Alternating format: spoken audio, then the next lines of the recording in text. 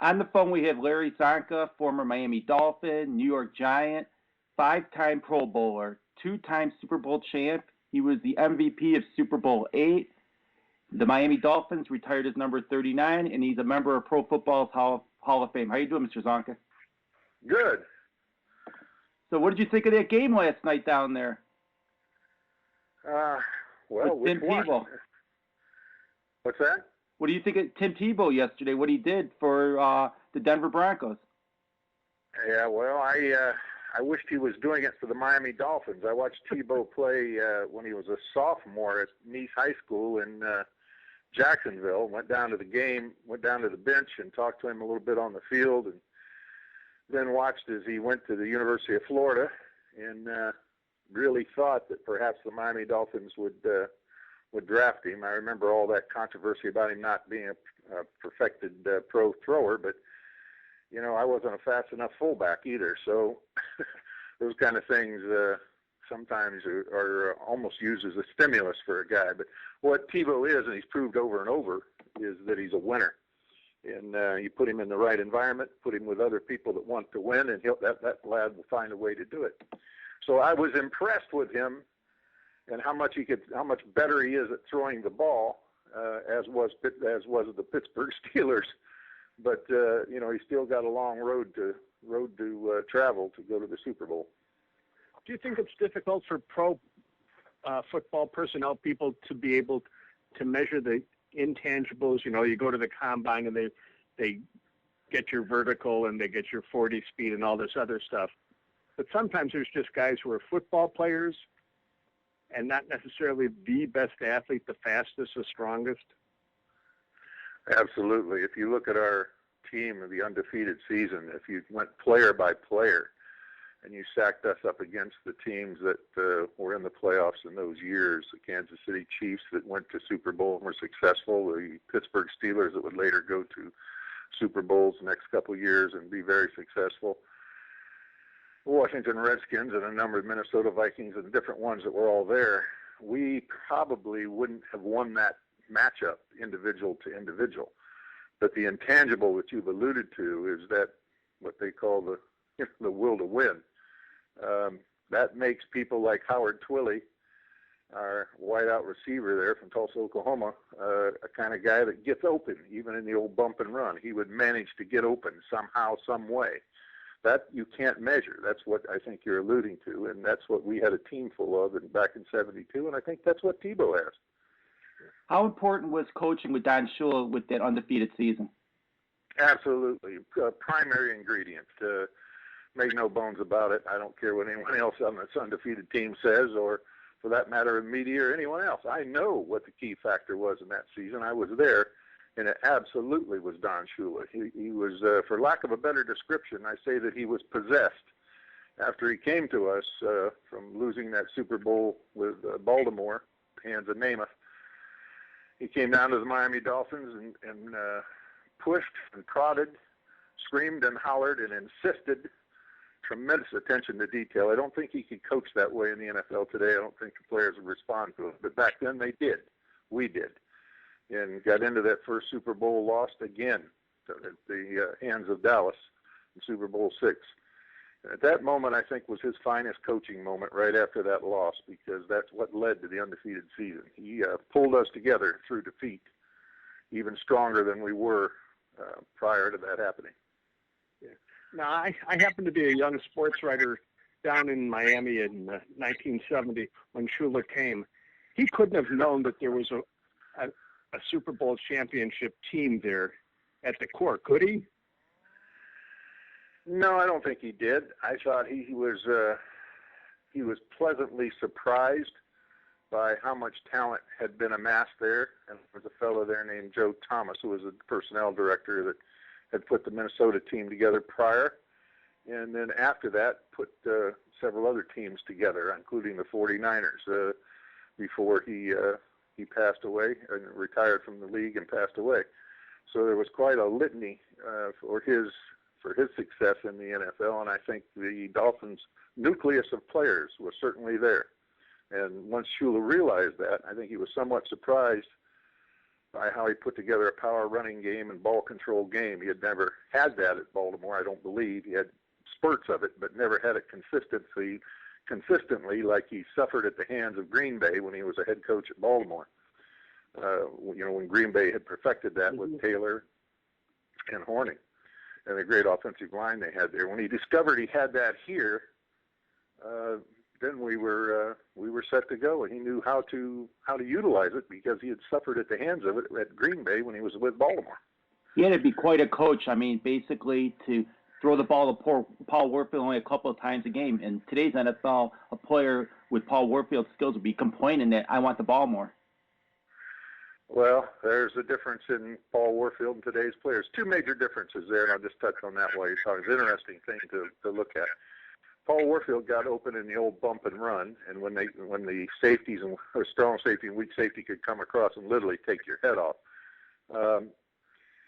he was tough enough to get open even when getting knocked and bumped and jammed all the way down the field. Think about taking a time machine and bringing Paul Warfield forward into today's game where you can only bump him in the first 5 yards and then give him equal opportunity to the ball downfield. How well do you think he would do today?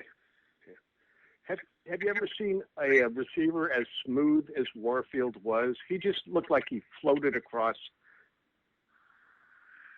Well, he was I believe, and correct me if I'm wrong, I think he qualified for the Olympics or came close to it in the low hurdles and also ran the high hurdles. So there's a guy that he had to have a fluid motion. Anyone that is Olympic considerable or an Olympic consideration in the hurdles definitely has a strong self-discipline and a smooth gait. You know, he perfected that in that capacity and then moved it over to football. He was actually, you know, if you remember, he played for Woody Hayes and he was pretty much a halfback at Ohio State, but Paul Brown saw the possibilities with Warfield and brought him to the Cleveland Browns. When you went to Syracuse, I mean, you followed a long line of great running backs, Ernie Davis, Jim Nance, Floyd Little, Jim Brown. What made you choose Syracuse? Well, the head coach, much like I attribute my success in the pros to Don Shula, having the right head coach, I attribute my success at college level by having a fellow that believed in me enough to let me run the ball. And it was questionable at the start. You know, a lot of people, including Woody Hayes, had me pretty much set to be a middle linebacker, and I wanted to run the ball. And Ben Schwartzwalder was a guy that had a history of having an offset strong line and not throwing the ball much, and history of great, large, fast running backs. So I had my shot. If I was going to have my shot at running the ball, it would certainly be with Ben Schwartzwalder, and that's why I went to Syracuse. Okay. So that's how an Ohio guy got out of state? Yeah, Woody Hayes told us all, got us in a room, said we owed it to our state to go to Ohio State. And I was about 16 years old and been shoveling cow manure for about 12 of those 16 years and didn't figure I owed anybody anything, so I went to Syracuse. With the Dolphins team that went undefeated, a lot of people say it was the best NFL team of all time. Taking them out of the equation, who would you think is the best team of all time in the NFL? Well, when you say best team of all time, you've got to set the parameters. You guys are ex-sports writers, ex-attorneys. You know, you can't make a statement like that. You have to look on what rules. You know, to come forward from past days and play on today's rules. Yeah, there's some guys that would really do well. We just alluded to the fact that Paul Warfield would be he'd be an all-world wide receiver in today's game. But for those guys in today's game to go back under those rules and play, you know, if you want to take a team and you best go find an old team in the past decades and bring them forward because the rules enhance most of the offensive play a great deal and detract from most of the defensive play.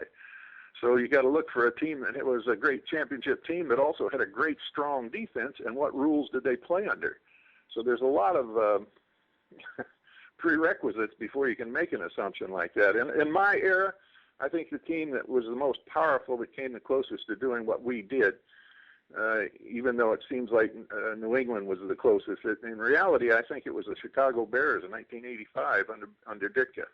They seemed so much powerful than every other team that they played in the NFL that year that their greatness ran deep. They had great backups, as we did in '72. We had people that could step in and take over, and that's what the Bears had that year. Now, you referred to the Green Bay Packers running tandem of Paul Hornung and Jim Taylor. Was there ever a better trio than you, Jim Kick, and Mercury Morris to occupy a backfield? Well, again, you got to look at the different decades. At the time the Kick and I and Morris were doing that, they had some great running backs, Fuqua, Franco, at the Steelers, Rocky Blyer. I was trying to think of Rocky's name. It slipped my mind for a second. That was a great trilogy of backs there as well. And, you know, the backfield's only as great as your offensive line can substantiate.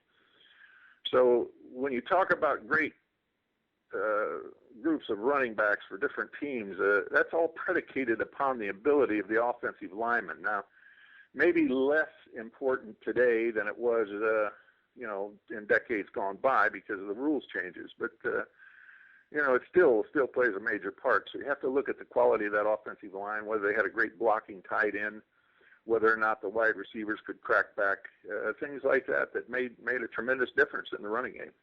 How did you get your nickname of Csonka? Well, my name is spelled Csonka. It's pronounced Csonka. It's Hungarian. You know, a lot of people, you know, are getting confused by the C and the S, pronounce it wrong. So I just, it's actually pronounced Csonka, like the C is silent, just Sonka, Csonka. But people had trouble remembering that, so I just said Zonk or Zonka. I put a Z in it to make it easier to remember, and that caught on. You know, that's funny how I never really thought about it until we started winning games, but they came on with the fact that what better name running backs than Mercury Morris, the mercurial one, and Jim Kick, who I never really thought about his name relating to football until the media started with it, and then Zonk as a description. That was kind of unique. I don't know. I don't really know where that came from, but it followed us around. Yeah.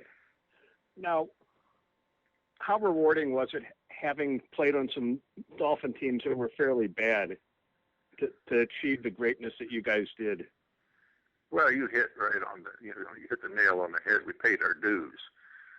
Those first couple of years I was with the Dolphins, the first few years of their existence, you know, aqua and orange, living in Miami and being having a logo, our mascot being Flipper was kind of a not exactly the most macho thing in the world. You know, when you're out of college, you like to think you're drafted by the Cowboys or the Bears or the Lions or something macho like that. I got drafted by the Dolphins, and my logo was Flipper. You know, orange and aqua, for crying out loud. It was kind of a setback. We were absolutely the doormat of the league for the first 2 years of my career, and things were tough. A lot of concussions, a lot of injuries. Then, and Monty Clark came, Coach Don Shula came, and the rest of the assistant coaches, and they started to pick up some trades and put some people together. We got Langer and Kuchenberg and Larry Little, and Wayne Moore and Norm Evans, and all of a sudden my headaches went away, and we started to be a force to be reckoned with. That was a great transitional period, and you know, I think your point being that you can really relate to winning if you've been living in the losing for a while, and I think that helps to make a stronger champion. You were part of two leagues that tried to challenge the NFL, the WFL and the USFL. What was the problem with both those leagues and why they didn't succeed? I think the WFL was loosely organized and didn't have a center of gravity, and I think the USFL was similar. I think it got kind of wild there with a couple of owners that wanted to do to the NFL what should have been done, but they just did it a little too soon. And as a matter of fact, they were successful. It was just that there was some confusion at the last moment that cost the USFL getting 3 or 4 franchises as a settlement of funds. But they actually won it and declared the NFL a monopoly. I believe it's still operating as a full monopoly today, as a recognized monopoly today. Correct me if I'm wrong. I think there's some attorneys there I'm talking to. Is that correct or not? You're absolutely correct, but no one else wants to try to take them on. Well, if you're found guilty of being a monopoly, it seems to me that I remember during my lifetime hearing about AT&T being found guilty of being a monopoly by the federal government. Once they recognized that, they wouldn't stand for it and made them pull apart. Why doesn't that happen to the NFL? It doesn't make sense, but again, the monopolies are back again. AT&T was broken up, and now they're back again. A lot of things in our society don't make sense, does it? You know, funny. You think maybe money might be at the basis of that? Oh yeah, just a little. Yeah, you're treading on thin ground, aren't you? A billion here, a billion so am I, there. but the great thing about being 65 years old and retired and having a Medicare card is that I can afford to tread on thin ground now. Exactly, and you got your fishing show you've been doing for a while. What's the name of it? 16 years we were starting our 16th year of North to Alaska, Napa's North to Alaska. We had a great sponsor in Napa Auto Parts, and they've provided me with an opportunity of fishing and hunting in Alaska and bringing that fun and pleasure, traveling around Alaska and showing some inside views of Alaska to a lot of folks down here in the lower 48. Tons and tons of people over that course of those last 15 or 16 years have gone to Alaska and visited or moved to Alaska because of what they saw on the show and sent me emails to back that fact up. And it's been a real treat. Been a lot of fun. I love the state. What got you to head to Alaska in the first place? Well, I was absolutely taken back with Alaska. I was an Ohio farm boy and thought that catching a bluegill or hunting a pheasant in the field with a single shot 16 gauge on the way home from school while I was delivering newspapers was just more fun than anything in the world. And when I heard about a place that had giant bears and moose and elk and caribou, I just was mesmerized by it. My mother brought home a Field and Stream, I believe, or an Outdoor Life magazine, and had a picture of a Kodiak bear on the cover, and I just sat down right in the middle of wherever I was at and read this whole thing cover to cover and decided someday I'm going to go to Alaska. Unfortunately, or fortunately, I got interrupted by football. But in the long run, it provided me with an opportunity, or at least a key, to open up the necessary things I had to open up in order to fund a program where I could go up and bring Alaska to many other young lads, many other folks in the lower 48. That's pretty much what we've done for 16 years now. Have you ever had Sarah Palin on your show?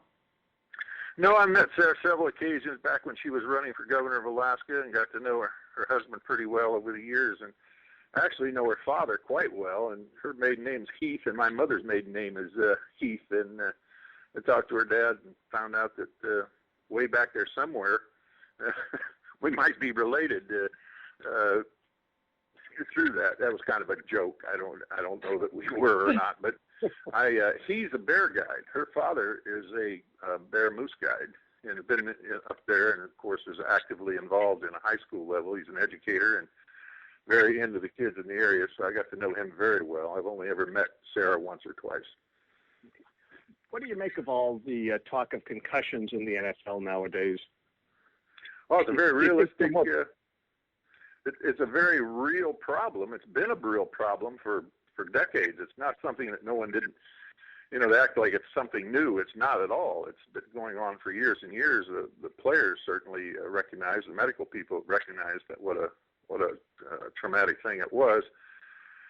How it's been handled by the NFL and by public in general is changed a great deal, but very lucky to go through that and not suffer more consequence on an individual basis than I did. So you're a fisherman, a farmer, former football player. How do you have time for all this? I don't know. It just one thing kind of telescoped into the next, and it seems like every time I retire, I get busier than I was before I retired. So I don't even want to think about retiring from doing the show. I don't know what will come along next. But life's been a great trip. It's had its setbacks, certainly. We all do. But I've enjoyed the most of it, the greater part of it. And being affiliated with the NFL was a very positive thing. Being affiliated with the state of Alaska is another very positive thing, and met a lot of fine people and spent a lot of great time there. Is there one tackle that stands out in your memory Anybody that charged you the most? The hardest I was ever hit in the NFL was by a guy named Roy Winston from Minnesota. He was backup, or a linebacker for the Minnesota Vikings, and I was a relief pass receiver on a particular play when we played Minnesota in '72, and I went out and was standing there, and there was nowhere else to throw the ball. We had people like Mercury Morris and Jim Kick and Paul Warfield and Howard Twilley, Jim Mandich to throw the ball to. I wasn't much chance of me getting a relief valve pitch, but on this particular play, it happened, and Roy Winston just about retired me, I think. I think of Roy every once in a while on cold days when I get up. I think of several people when I get out of bed on a cold morning up in Alaska and I walk across the floor and my left ankle starts up, and I think about Bill Berge, and then another step I think about Joe Green, another one's Butkus, and then I go over to bend over and pick up my pants and put them on. I think about Roy Winston, and then I think to myself, I wonder if any of them are thinking about me. Something tells me that they are. You could dish it out. You could dish it out pretty well, Well, all those fellas I alluded to, I'd love to take fishing sometime in Alaska. They were great competitors, and there was moments when it's a good thing they don't let you carry guns out there, because I'd have shot any one of them or all of them if I'd had a chance. But on the other hand, under the fire, the heat of playing, you get pretty emotional, get pretty wound up. But then later you realize they're just doing their job too. So it was nice to be on the field with such great personnel, even when we played against them. One last question. Ted Williams was known as a great fisherman. Did you ever get a chance to fish with him? No, I met him, but I never really had a chance to fish with Ted. I wish that would have happened. Through the course of my career and all the athletic background, going to different banquets, I ran up on several people very early in my career. I met Bronco Nagurski and got to stand back and chat with him behind a little place where they were putting on an NFL show or a show of NFL greats that was traveling around down at Fort Lauderdale back in the late '60s. And he and Red Grange, there were several people backstage that I had grown up just reading about and idolizing and dreaming about.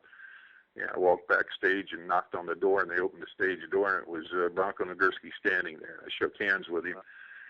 And I was a player for the Miami Dolphins at the time, and he recognized my name, which was a real thrill for me to be able to shake his hand and have him know who I was.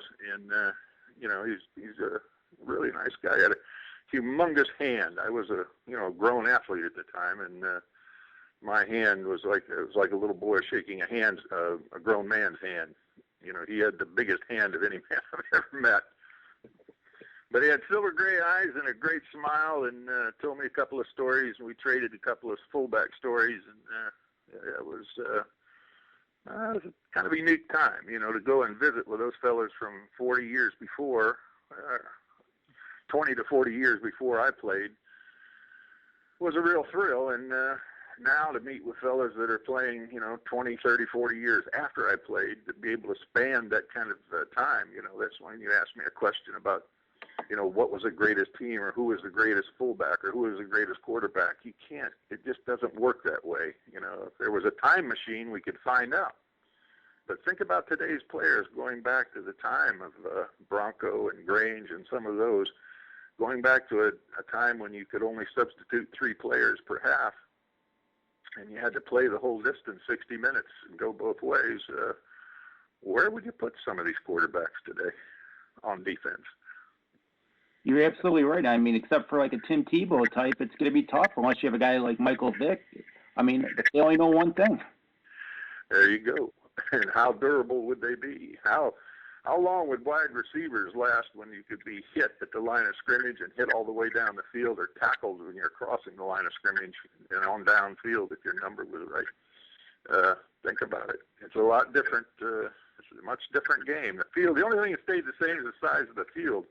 It's 100 yards long and 53.3 yards wide. And for the life of me, we can put people on the moon, but I don't understand why we didn't change the rules less and just make the field bigger to match the comparative size and speed of the modern players.